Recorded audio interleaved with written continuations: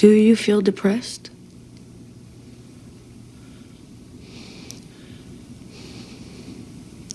Since the ducks left. In this video, I'm going to talk about the therapy sessions between Tony and Dr. Melfi that I found to be the most significant.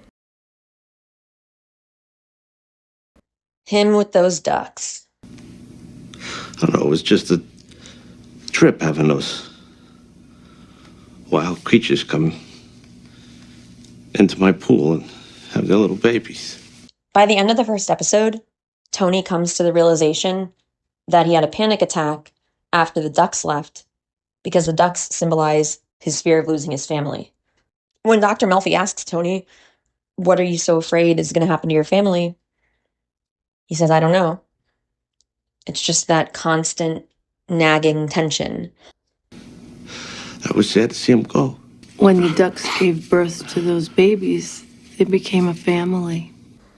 Maybe that's why we had a lot of hope for Tony at the beginning, because it seems like he's making a lot of progress just in a couple sessions, but it doesn't go so smoothly after that.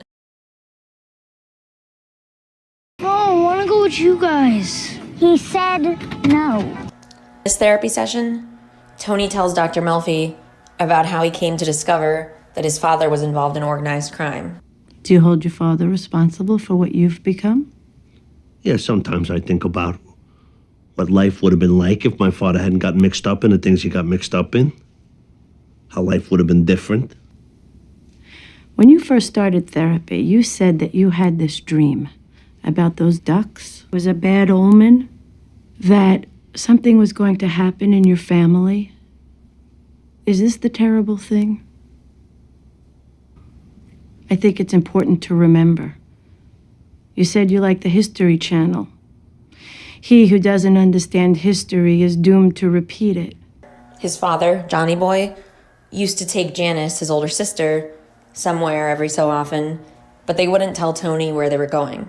So one day, Tony decides to hide in the trunk and see for himself.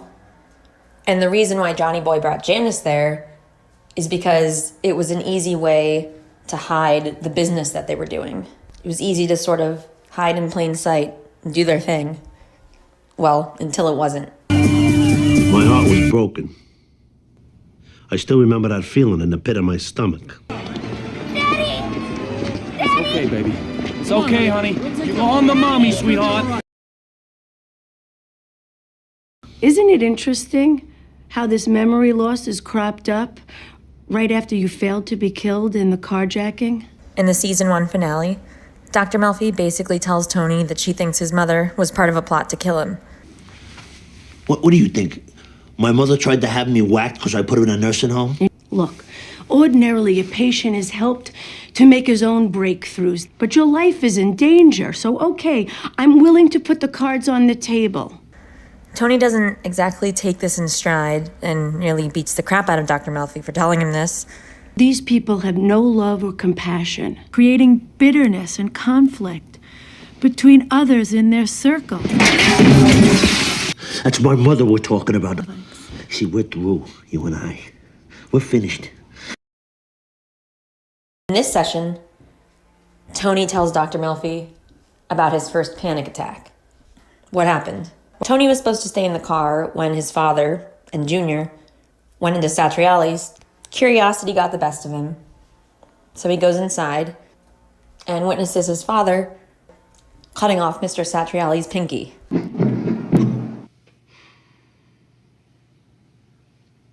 What, your father never cut off anybody's pinky? That's traumatic for anyone to witness, much less an 11-year-old. Actually, it wasn't. It was a rush, if you want to know the truth.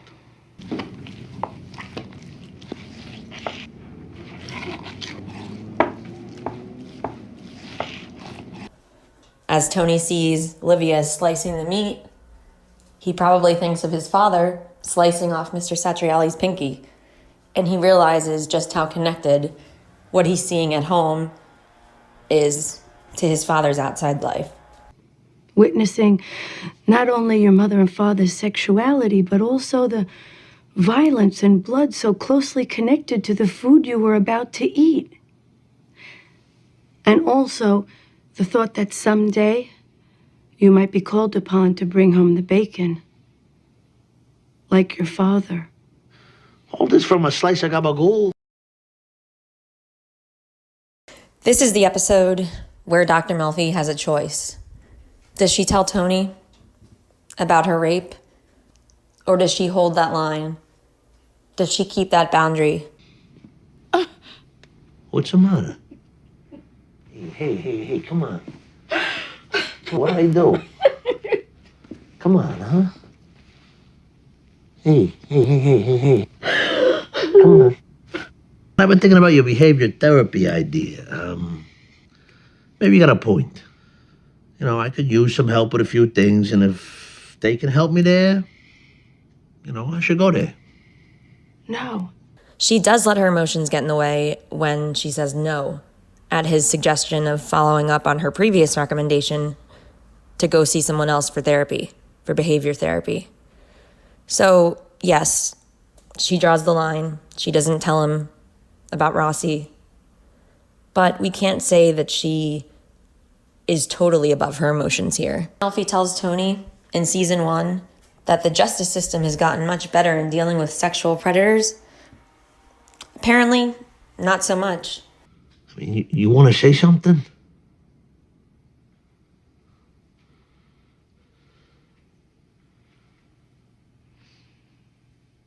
No. In this session, Tony has just found out that Gloria Trillo died by suicide. First, he lashes out at Dr. Melfi, similarly to how he did when she told him that his mother wanted to have him killed, which is interesting because Livia and Gloria have some similarities. You let me fucking sit there! Please sit down, you're scaring me. Why the fuck didn't you help her? Sometimes you can't. I bet you charged her enough, didn't you, huh? I give my patients everything I've got. And when something like this happens, I'm devastated. Then Tony blames himself. Like Dr. Melfi says, depression is rage turned inward. First, we saw the rage against Dr. Melfi, and then comes the depression. She slipped through everyone's grasp. She did it after me. I mean, a minute. You know, she reached out to me for me to care, and I wasn't there for her. This is the first episode of season 5, so Tony and Carmela have recently separated. He goes to Dr. Melfi's office and he asks her out. This is another instance where Dr. Melfi could have removed those boundaries between doctor and patient. If you don't like me personally, or the cut of my jib or my face or whatever, then the matter will end here and I will never ask you again. My training teaches me to go fairly quickly to the idea that what you really want is to come back to therapy. Well, I want you. And not just for the smart things you say. I want your skin. I want your mouth. I want your eyes. You project all these qualities onto me.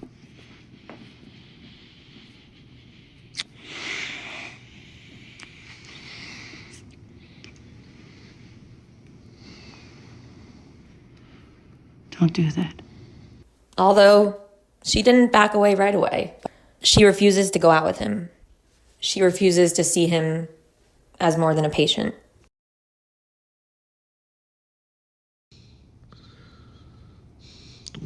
When I was, 16 years old, my son's age, I came home from school and there was this note from my Aunt Quinn. My mother had been pregnant with another kid after my sister Barbara. Change of life baby, they called it. And, well, she started bleeding. In this therapy session, Tony tells Dr. Melfi about how his mother was in the hospital, bleeding, and ended up having a miscarriage. And when Tony was trying to get a hold of Johnny Boy to let him know that Livy was at the hospital so he could go see her, he was actually at his mistress's house, Fran Felstein. And rather than going to the hospital, when he heard that Livia was there, he didn't show up until the next morning. And then he lied to Livia about it. And then he had Tony lie for him as well. He put him right on the spot. Ask Anthony, you don't believe me.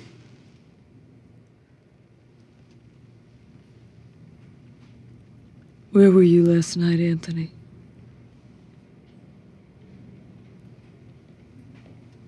We were at Cousin Jimmy's, Ma. So we learn more about the things that Johnny did to Livia and what Livia went through. We're so used to talking about what Livia did to others, not so much what others did to Livia. Was there any blame on his part? This man you emulate?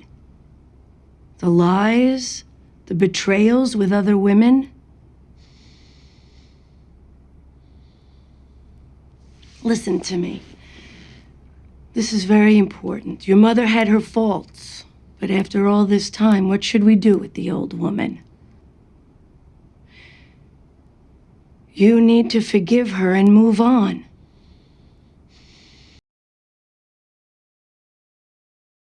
In the penultimate episode, Dr. Melfi makes a cold cut with Tony in the form of dumping him as a patient after 7 years. Tony's shocked because of all times, right now feels particularly harsh, given his son had just gotten out of the hospital after a suicide attempt. And earlier in the series, Dr. Melfi had expressed how serious suicide and suicidal ideations were, like with Gloria, and even her patient who died by suicide while she was on the lam. And I've been thinking about your behavior therapy idea. If they can help me there, I should go there. No. You sure about that? We're making progress. It's been 7 years. Do you want some names? So wait a minute. You're telling me, after all this time, after everything we've shared in here, you're cutting me loose just as my son got out of the hospital for trying to kill himself? Since you are in crisis, I don't want to waste your time. So, what are some of your favorite Tony Soprano therapy sessions? I'd love to hear from you, and I hope you enjoyed this video.